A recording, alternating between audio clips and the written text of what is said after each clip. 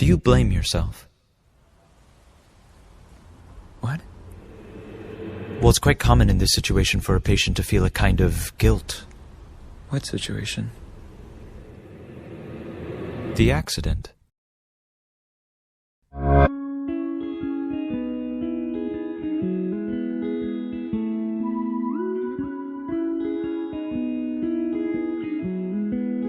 It's very common for people to invent, blame, or create a causality when in reality it was completely out of your control.